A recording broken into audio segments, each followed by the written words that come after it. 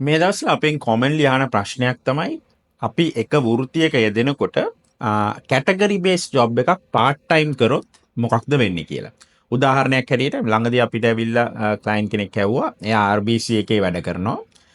එයා වැඩ කරන ගමන් එයා කුක් කෙනෙක් විදිහට පාර්ට් ටයිම් වැඩ කරලා කැටගරි බේස්ඩ් එකට එයාට එන්න පුළුවන්ද කියලා.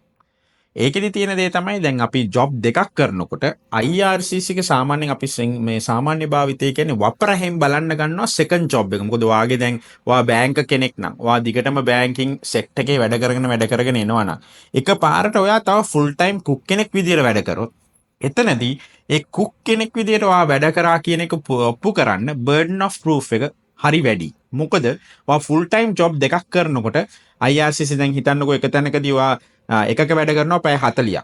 අනිත් එකේ වැඩ කරනවා කියලා අඩුම පැය 30ක්. එතකොට පැය 70ක් වුණාම දවසට පැය 10ක් විතර වැඩ කරලා තියෙනවා. එතකොට IRCC එකේ ඉමිග්‍රේෂන් ඔෆිසර් සාධාරණ සැකයක් ආවොත් කොහොමද මෙයා දවසට පැය 70 කියන්නේ දවසට පැය 10 ගානේ සතියට පැය 70ක් වැඩ කරේ කියලා.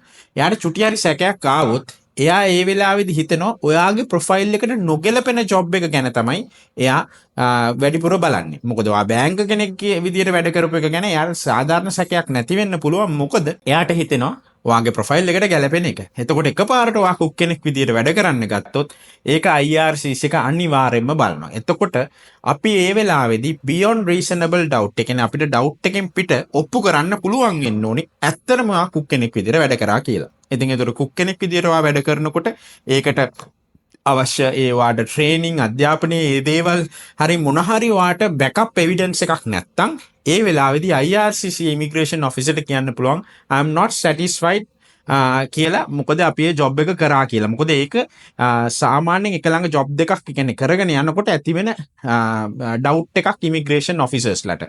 ඒක අපි කලිනුත් දැකලා තියෙනවා රිෆියුසල්ස් කීපයක් දැකලා තියෙනවා අපි ඉන්දියන් කමියුනිටි එකේ.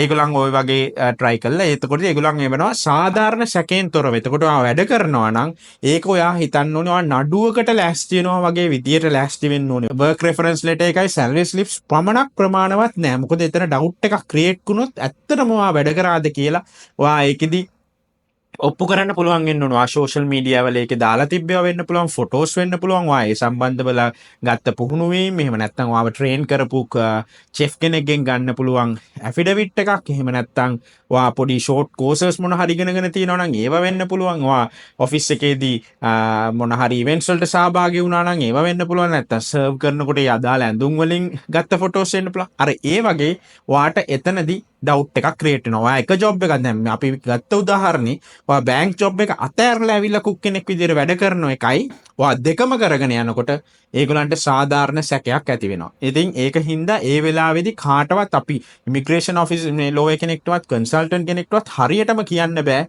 ඒක කොහොමද සස්ටේනබල් වෙන්නේ කියලා. මොකද ඒක ඔෆිස් එකෙන් ඔෆිස් එකට වෙනස් වෙනවා. ඉතින් ඒක දැනගන්න ඕන කාරණාව තමයි ඔයගොල්ලෝ වැරදිලා හරි එහෙම කරන්න බලාපොරොත්තු වෙනවා නම් ඒක සාධාරණ සැකෙන්. ඒ කියන්නේ ළඟදී එක්කෙනෙක් ඇහුවා ඔය විදියටම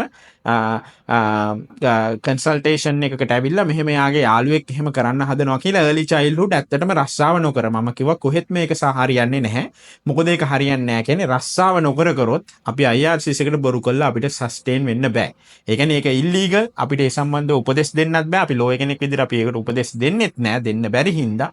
මොකද ඒකේ තියෙන්නේ early childhood වගේ එකක් සාධාරණව බැංකු රස්සාවක් එක්ක කරන්න බෑ. මොකද early childhood job එක තියෙන්නේ උදේවරුේ. රැට ළමයි බලා ගන්න එක ඇත්තටම ඩේ කෙයාරව මේවා ඇරලා නෑනේ. ඉතින් ඒකත් එක්ක ඕගලන්ට ගැටලුවක් ඇති වෙනවා. අනිවාර්යෙන්ම මේ වගේ දෙයක් කරන්න ගියොත්. ඉතින් සමහර වෙලාවට ඇත්තටම පුද්ගලයෙක් ඒ රස්සාව කරත් එයාට ඒ බර්ඩන් එක තියෙනවා. එයා ඔප්පු කරන්න ඇත්තට මේ රස්සාව කරා කියන එක. ඉතින් එතනදී ඒක පර්සනල් choice එකක් වෙනවා. ඒක හරියට තීරණය. මොකද ඔයාගේ ඩේ ජොබ් එක ඔයා නැති කරගන්න අකමැතිභාවය හින්දා PR එකට පොඩි පාත් එකක් ක්‍රියේට් කරගන්න හින්දා මේක කරනවා වෙන්න පුළුවන්. හැබැයි එතනදී ඔළුවට දාගන්න ඕන concept එක තමයි IRCC එක සාධාරණ සැකයක් ඇති කර ගන්නවමයි. එතකොට මේ සාධාරණ සැකය නැති කරන්න තොරතුරු දෙන එක අපේ වගකීම. ඒක ඒගොල්ලන් අපේ පැත්තට අනිවාර්යයෙන්ම පොසිටිව් ෆේනස් ලෙටර් එකක් විදියට අනිවාර්යයෙන්ම එවන්න පුළුවන්. අපි මුලින් අපි ඒගොල්ලන්ට අවශ්‍ය තොරතුරු දුන්නේ නැත්නම්. ඒ කියන්නේ සැලරි ස්ලිප්ස් උයි වර්ක් රෙෆරන්ස් ලෙටර් එකයි පමණක් අපි දුන්නොත් 150ක් ඉමිග්‍රේෂන් ඔෆිසර්ස්ලා ඕක ක්වෙස්චන් කරනවාමයි සමහර වෙලාවට ෆ්‍රෙන්ඩ්ලි ඉමිග්‍රේෂන් ඔෆිසර් කෙනෙක් හම්බුනොත් ඒක ප්‍රශ්නයක් නැතුව යන්න පුළුවන්. ඒක කේස් බයි කේස් තමයි යන්නේ. ඉතින් එතන රිස්ක් එකක් තියෙනවා. ඒ රිස්ක් එක මිටිගේට් කරන්න පුළුවන් දේවල් තමයි එවිඩන්ස් එකතු කරලා ඔය ඇත්තට මේ රස්සාව කරා කියන එක ඔප්පු කරන්න පුළුවන් සාක්ෂි වාගාව තියාගෙන කරන එක. එතනදිත් ඒගොල්ලන්ට ඩවුට් එකක් ක්‍රියේට් වුණොත් ඒගොල්ලෝ ඉන් ඩෙප්ත් ඇනලිසිස් එකකට යන්න පුළුවන්. ඉතින් ඔයාගේ ඩේ ජොබ් එක කියන්නේ මේන් ඔයාගේ ප්‍රොෆයිල් එකට ගැලපෙන ජොබ් එකත් එක්ක කැටගරි බේස් ජොබ් එකක් කරනවා නම් ඒකේ බර්ඩන් ඔෆ් ප්‍රූෆ් එක ඔයාට තමයි තියෙන්නේ.